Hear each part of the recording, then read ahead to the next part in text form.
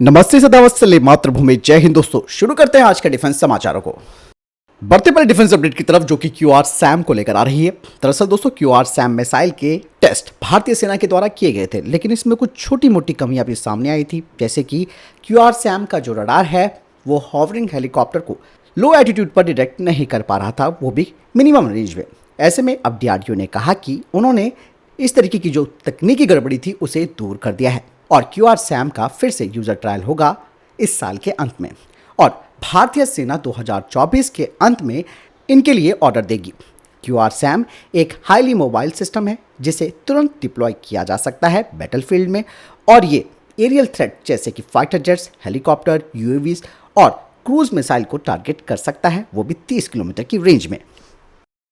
बढ़ते next update की तरफ। दोस्तों भारत ने एक बार फिर से नोटम वार्निंग को जारी किया है बंगाल की खाड़ी में 18 से 19 मई 2023 के बीच और इसका डेजिग्नेटेड जो एरिया है वो लंबाई में 1680 किलोमीटर का है, जो कि इस बात की ओर इशारा करता है कि भारत अग्नि प्राइम न्यू जनरेशन न्यूक्लियर क्षमता वाली बैलिस्टिक मिसाइल का टेस्ट करेगा जिसकी रेंज 2000 किलोमीटर है।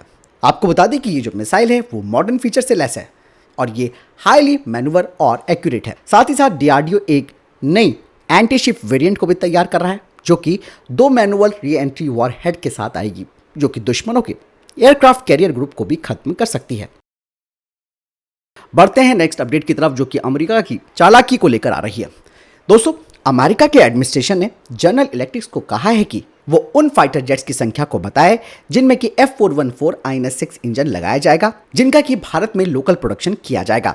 और आपको मैं बता दूं कि जनरल इलेक्ट्रिक ने भारत को F414 INS-6 इंजन, जिसमें कि इसका हॉट सेक्शन भी है, उसका ऑफर किया हुआ है। लेकिन दोस्तों अमेरिका अब इंजन के इंटेलेक्चुअल प्रॉपर्टी राइट्स को रोकेगा।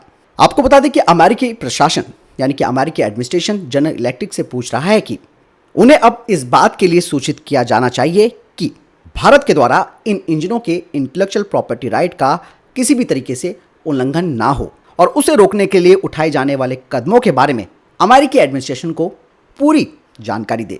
और जब तक ये बात पूरी नहीं हो जाती तब तक इन इंजनों का स्थानीय रूप से निर्माण की मंजूरी अमेरिकी प्रशासन नहीं देगा और वर्तमान में इसे रोका जा रहा है। यानी कि दोस्तों अमेरिकी प्रशासन ने अब जनरल इलेक्ट्रिक से पूछताछ शुरू कर दी है कि अगर इंटेलेक्चुअल प्रॉपर्टी राइट का उल्लंघन होता है तो इसके लिए क्या मेजर्स वो अपना रहा है। इससे साफ तौर पर पता चलता है कि अमेरिका की इंटेंशन भारत को लेकर बहुत ही ज्यादा सख्त है।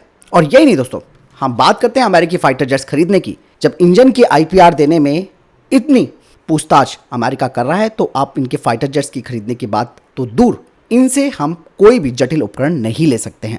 और दोस्तों यहां पर अमेरिका इस बात को अच्छी तरीके से जानता है कि भारत का एएमसी हो या फिर तेजस मार्क 2 हो, इन सब में अमेरिकी इंजन लगेगा। ऐसे में अमेरिका इसका फायदा उठा रहा है और यहां पर दोस्तों भारत की भी एक गलती है। भारत भी सुस्त पड़ा हुआ है। अभी तक भारत ने किसी भी इंजन पार्टनर को नहीं चुना है जिन इंजनों का इस्तेमाल भारत के आने वाले फाइटर जेट्स में किया जाएगा। तो ऐसे में अमेरिका की ये दादागिरी है, साफ तौर पर आप समझ सकते हैं। वैसे आपको क्या लगता है, मुझे कमेंट सेक्शन में लिखकर जरूर बताइएगा। बढ़ते हैं नेक्स्ट अपडेट की तरफ। दोस्तों भारतीय सेना 823 8x8 हाई मोबिलिटी व्हीकल्स को खरीदना चाहती है जिनका इस्तेमाल जनरल सर्विसेज के लिए किया जाएगा, यानी कि हैवी इक्विपमेंट्स के ट्रांसपोर्टेशन के लिए, जिनमें कि ट्रेलर्स, लोडर्स और टैंक और अन्य इक्विपमेंट्स भी शामिल हैं जो कि 50 टन के होंगे। ये उन्हें टो करने में सक्षम होने चाहिए और इनकी पेलोड कैपेसिटी 12,000 किलोग्राम होनी चाहिए, वो भी हाईवे पर। इसके अलावा भारतीय सेना 259 8x8 हाई मोबिलिटी व्हीकल जिन्हें कि मटेरियल हैंडलिंग क्रेन के साथ खरीदना चाहती है और इनकी क्षमता भी 2 टन की होनी चाहिए।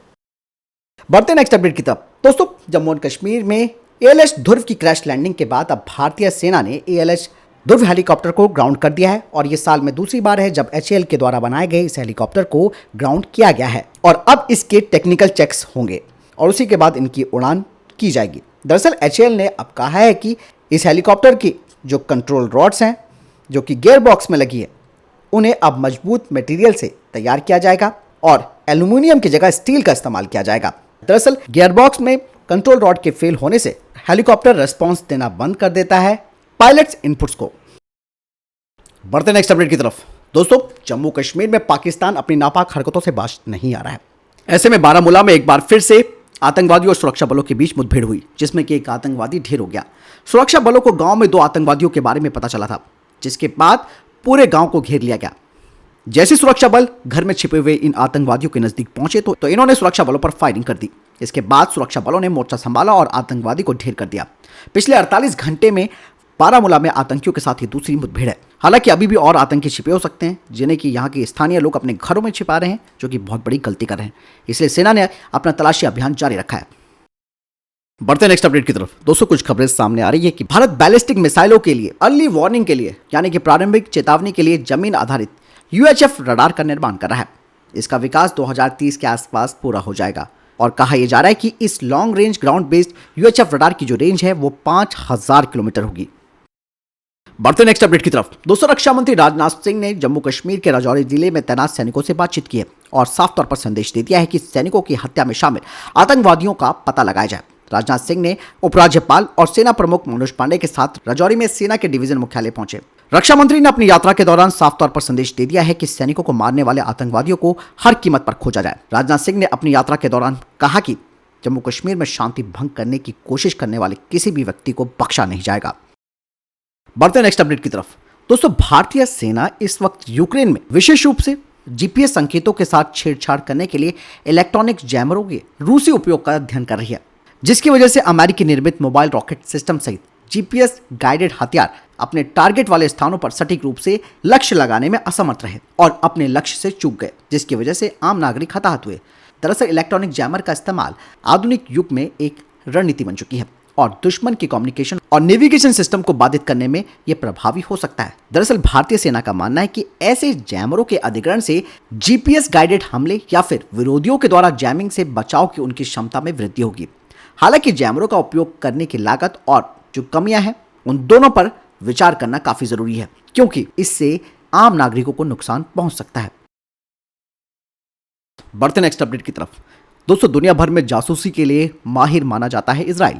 ऐसे में अब इजराइल ने दुनिया में अपनी तरह की पहली मानव रहित जासूसी पनडुब्बी तैयार की है। इस पनडुब्बी की लंबाई 10.9 मीटर और व्यास यानी कि डायमीटर 1.9 मीटर है।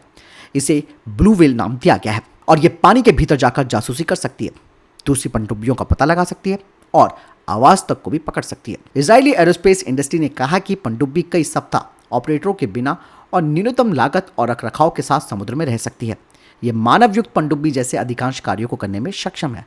पनडुब्बी ने हजारों घंटे के ऑटोनॉमस ऑपरेशन को सफलतापूर्वक पूरा किया है, जिसमें समुद्र और तटों पर लक्ष्य का पता लगाने के लिए खुफिया जानकारी एकत्रित करना, नौसेना की माइंस की पहचान करना और आवाज संबंधी खुफिया जानकारी एकत्रित करना शामिल है।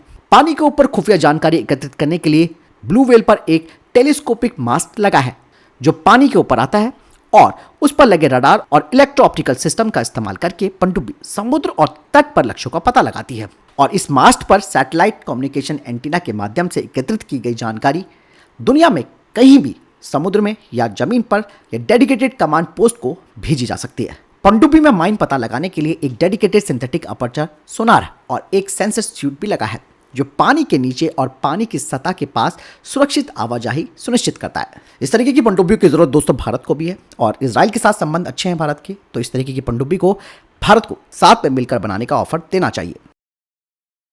बढ़ते नेक्स्ट अपडेट की तरफ। दोस्तों, भारत के विदेश मंत्री एस जयशंकर ने पाकिस्तान को जबरदस्त तरीके से फटकार लगाई। उन्होंने कहा कि पाकिस्तान के साथ चर्चा करने के लिए केवल अब एक ही मुद्दा है, जब पाकिस्तान अधिकृत कश्मीर यानी कि POK से वो अपने अवैध कब्जे को हटाता है। संघाई सहयोग संगठन के विदेश मंत्रियों की बैठक के बीच एक सम्मेलन को संबोधित करते हुए एस जयशंकर ने कहा कि जम्मू कश्मीर भारत का हिस्सा था और हमेशा रहेगा। साथ ही एस जयशंकर जी ने बताया कि भारत के सभी राज्यों और केंद्र शासित प्रदेशों में G20 की बैठकें आयोजित की जा रही है और पाकिस्तान का G20 और श्रीनगर से कोई लेना देना नहीं है।